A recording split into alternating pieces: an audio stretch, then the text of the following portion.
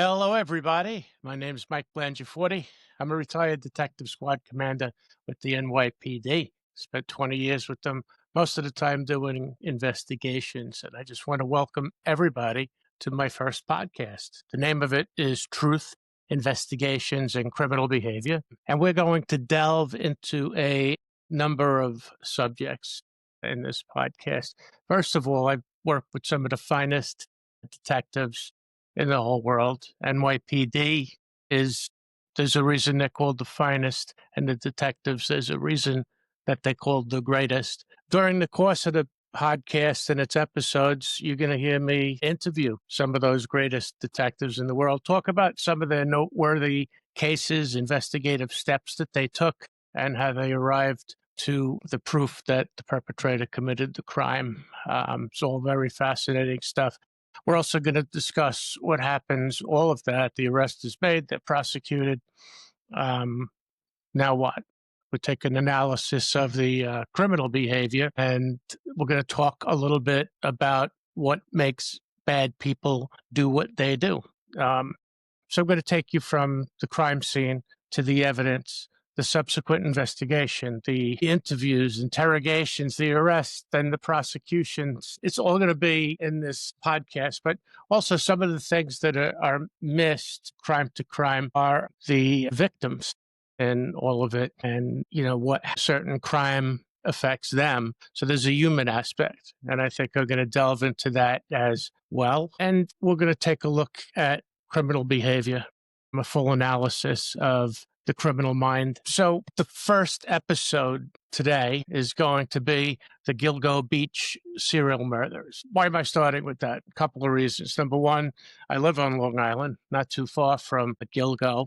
Number one. Number two, the guy who they caught, Rex Heuermann, lived about 3-4 short minutes from where I live. So Massapequa was known for being a terrific suburban Long Island community, one of the safest anywhere, but, outside of the occasional serial killer. So I want to start with that. And also, I did a 7-part series on the Gilgo Beach serial murders back in 12 years ago. And I interviewed the police commissioner at the time, Richard Dormer, who came under tremendous fire during his time of this investigation. I interviewed the then chief of detectives, Dominick, Varrone, as well, about investigative steps and everything that had to do with this particular case, why the detectives did what the detectives do.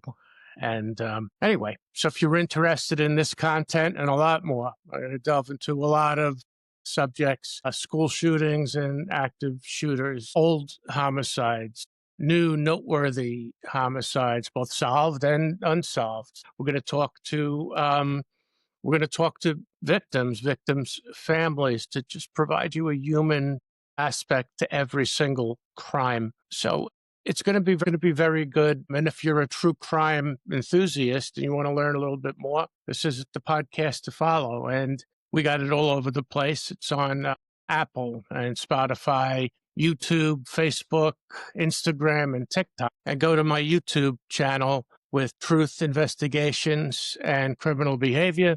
Go to the Playlists tab.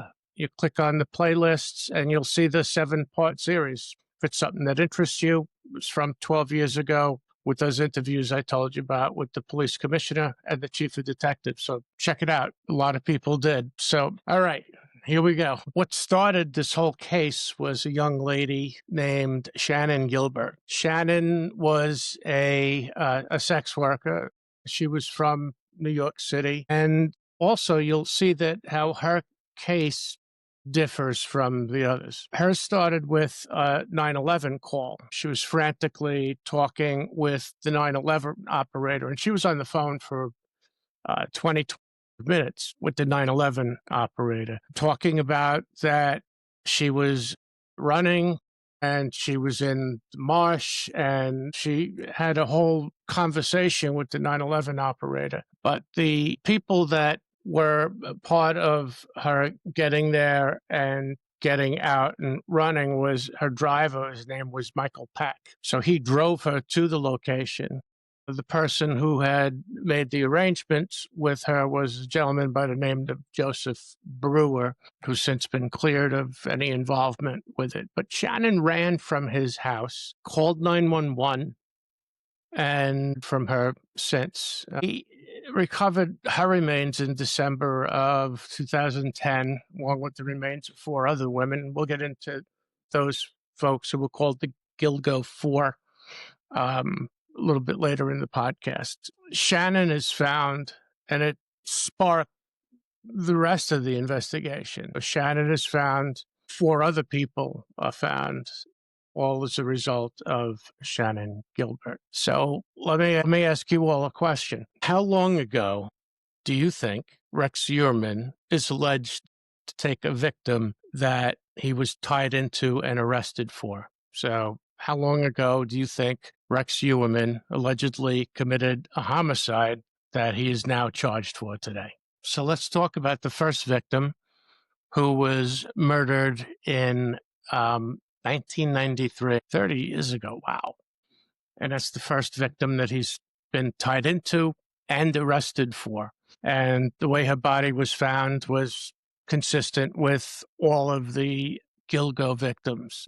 Now remember her name, that it goes back 30 years, and that through DNA and the advances in DNA from the times that these victims were killed to present, it's come, it's both cleared people that didn't commit a crime and convicted people that have. So DNA transformed law enforcement in the way that we do investigations. So the next victim is named Karen Vergata, and Karen, her body was found wrapped in plastic in Fire Island, and then her skull was found off of Ocean Parkway at Gilgo Beach. And she went disappearing in 1996, and her body wasn't discovered until 2011. So you can imagine the pain that puts a family through, just simply not knowing, but she was identified this many years later. Now,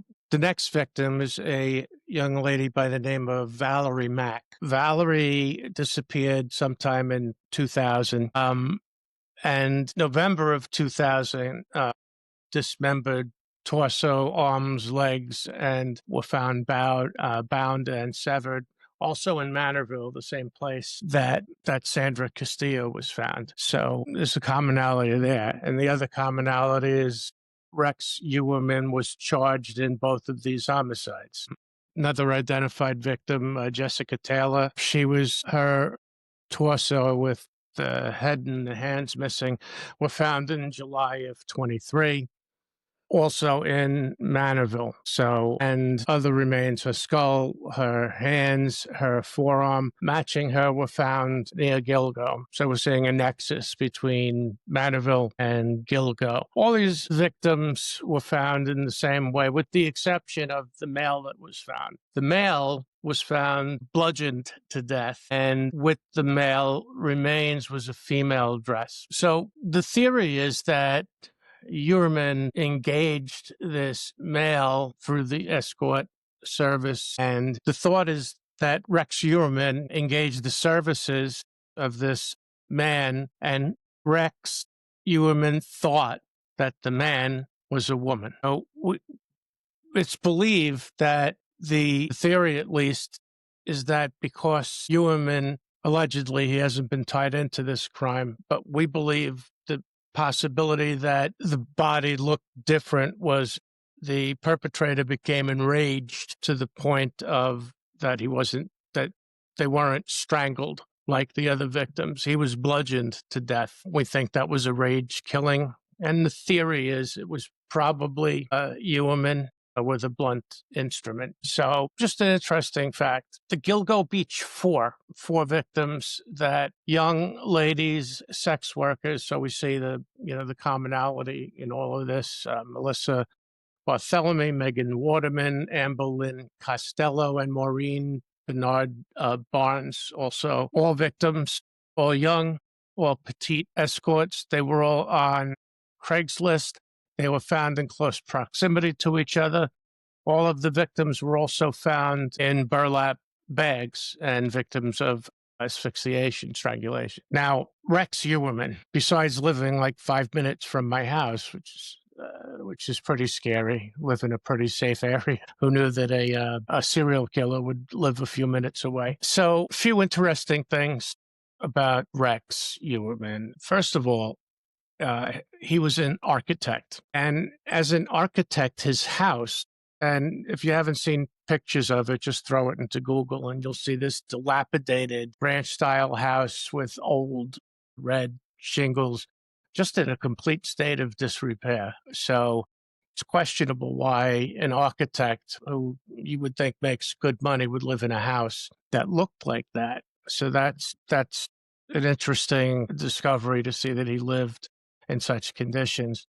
Another interesting thing is that at the execution of the search warrant, they found 90 guns in his basement. I don't even know if I've shot 90 guns in my lifetime, and I have a law enforcement background, So, yeah, but 90 guns, both long and guns and automatic weapons, revolvers. They found everything in the basement of this house. The other thing that's interesting is they looked at his Google searches and things like that. And everything was consistent with the mindset of this. He was looking into sadomasochism and ways to dispose of bodies and, things that are telltale signs that maybe he's the bad guy. It's funny, telltale signs are always seem to be there with people that would commit heinous crimes. These warning signs psychologically, how they're acting, how they live, are all warning signs that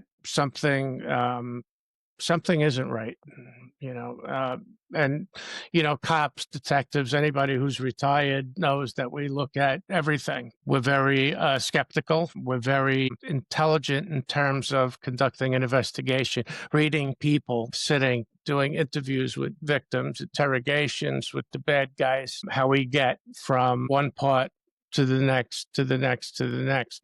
Now, the case was cold for many years until Rodney Harrison, who became the police commissioner of Suffolk County, along with Ray Tierney, the district attorney of Suffolk County, the case was opened again. And that's what led to Uerman's arrest. And it's still pending. It hasn't gone to trial yet.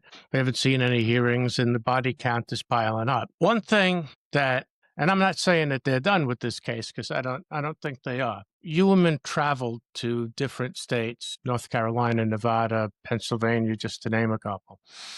I believe, I could be wrong, but there's other victims out there. It's not just confined to Long Island. How would we know if they were buried in the same way and wrapped in burlap? Well, those states and those local municipalities would have to check their missing persons logs, right? Any missing persons reports of young women, and take a look. Has the body been found? And maybe open up a case on that.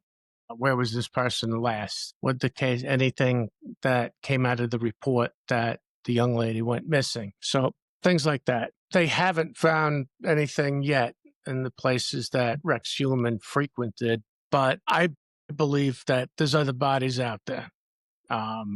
Maybe in New York, maybe in Long Island, maybe in another state. We don't know. Again, the oldest victim that he's been tied into is over 30 years ago. Then it's something that I believe, other detectives believe. He also drove. Sometimes I'm baffled that he wasn't caught earlier. There were such telltale signs about him, and also particularly an interview with two males and a female that turned out to be one of the victims, that he was described as being very, very tall, scary tall, and driving a pickup / SUV. It turned out to be a Chevy Avalanche. He had this big green Chevy Avalanche, and it fit that description. I'm sure there's a lot of people that fit that description, and that's one of the challenges for law enforcement and investigation. You want to get as much information as possible on every case, but that simply doesn't happen. And now you have a serial killer who slipped through the cracks for a while, but finally brought to justice by terrific detectives, investigators, and the district attorney did a terrific job as well on this case. Everybody working collaboratively did a good job on this case. It's also why I want everybody to take a look at, again, go to YouTube, click on playlists, and you'll see the 7 series episodes that I interviewed then Commissioner Dormer, who was technically in charge of Suffolk County Police Department and its investigators at the time. I also interviewed Dominick Varrone, who was the chief of detectives at the time that they were doing the investigations on the Gilgo serial murders. You'll get insights into their mindset from the first phone call that, Commissioner, we have a problem, essentially, to all the way through when their case went cold. Still investigating, but cases stop every once in a while and aren't revisited. Gilgo wasn't revisited until 2023. So the many years that went by that not much of the investigation was taking place. You'll also see in the interviews that at one time during the investigation, the detectives thought that the perpetrator could be someone from law enforcement because of the location of the bodies, how meticulously they were thrown into the marshland, wrapped in burlap sacks, and just not being seen. None of them, any of them. So, but the detectives did a tremendous job in this case. So overall, especially when the case reopened in 2023, and that's when the DNA was identified, Ewerman, and it started getting tied into the Gilgo bodies. But the one thing not just me, but many people have wondered about is how did he get away with this for so many years? He has very distinctive physical traits, character traits. He drove this big Chevy Avalanche, which was in the descriptions given with one of the victims. But thankfully and eventually he's caught. The case is still ongoing. Again, my belief is there's more bodies out there. What will they find? He's not talking, so we're not going to know from him. And I'm sure that he doesn't really care about families getting closure, especially being that one of the victims, he actually called the family from the victims' cell phones and was taunting them over the phone about their relative. So you talk about sick in the head, he falls into that category. But there's so much on Gilgo over the years. And if you go back from the inception of the case, going back to Shannon Gilbert, leading to the rest of the victims being found, if you go through the case from its inception all the way to catching Ewerman, you find out, there's so many fascinating things. And when you look at the 7-part series, you'll see comments from people that had their own theories and comments on what I said during those interviews. But I hope that this provided some perspective, and it's really just the tip of the iceberg. But I hope this provided some perspective for you on the Gilgo Beach serial murders from inception to the arrest of the perpetrator. Take a look at it. Take a look at the episodes. Do some research on Gilgo. There's not enough time in a podcast to go through every single aspect of this investigation. So I just want to recap what we've been talking about with Gilgo, the victims, and the timeline, and Rex Ewerman. So we go back to 1993. Sandra Castillo was found. She was 28 years old.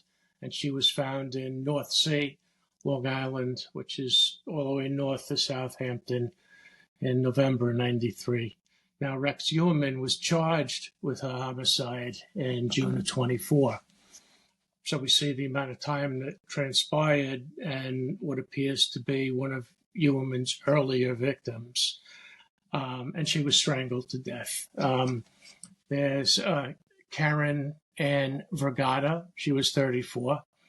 In April of 96, her legs were found wrapped in plastic at Davis Park in Fire Island. And in April of 2011, her skull was found at Gilgo. Now in 2000, Valerie Mack, hunters discovered a black plastic bag in Manorville, and it contained Valerie's dismembered torso. Arms and legs were bound and severed. Now, in April of 2011, her skull, her hands, and her right foot were found at Gilgo. Okay, Ewerman was charged in her homicide. Then we have Jessica Taylor. Her torso was also found in Manorville. Her skull, her hands, and her forearms, however, were found at Gilgo. So her torso was found in Manorville, skull, hands, and forearm at Gilgo. Ewerman also charged in Jessica's homicide as well. Then there's the Gilgo Four.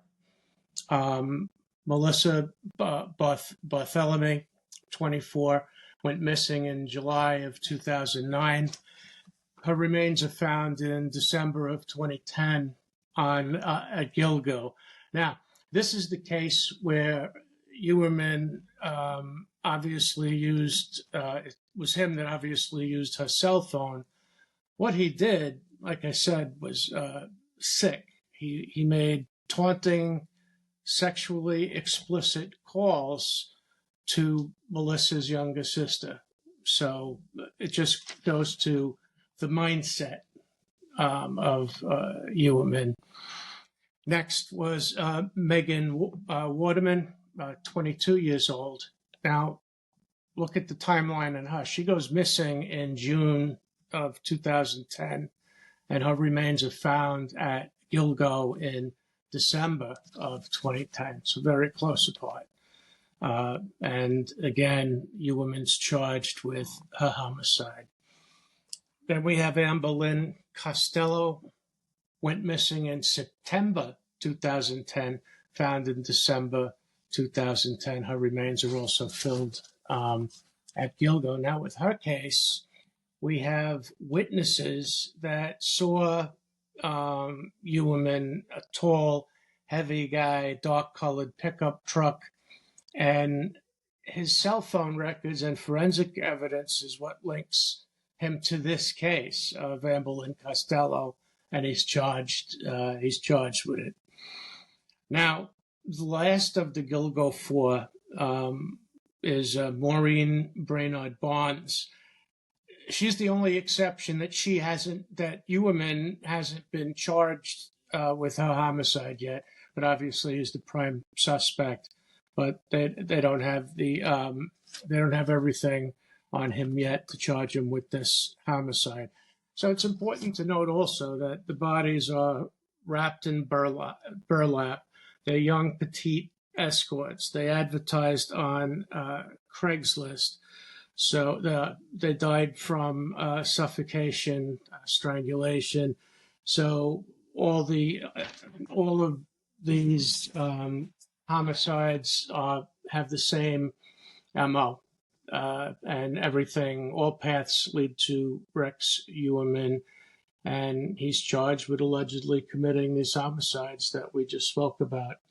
So these victims will always be remembered. There's something else that I think we should put out there, is that it's important to recognize that they are victims. You can feel however you want to feel about people that are sex workers or prostitutes or whatever they choose to do. That's not exactly what you may consider moral. However, they're still victims, number one. Number two, they left behind families. Some of them left behind children. So it's important to recognize that they are victims, same as anyone is a victim of a crime. I'm going to post the topic on social media, so you'll be able to see what episode 2 is all about. And it's going to air a week from today, November 8th, next Saturday. So check it out as well. It'll be a different topic. And again, I'll post it, so you'll find out about it when I put it up over the next couple of days. Hey, listen, thanks for listening to me today. I hope you find the content is going to be fascinating, educational, and definitely how investigators are consistently trying to find the truth. There's a saying, you probably heard of it, the truth is out there. Well, the truth is out there, and it's up to the detectives, investigators to find out the truth. I mean, that's what investigations are all about. And then why did they do the crime that they did? That gets into the criminal behavior part of the podcast. So it's been a pleasure to be with you today. Hope you enjoyed the show, and I'll look forward to seeing everybody in a week. Take care.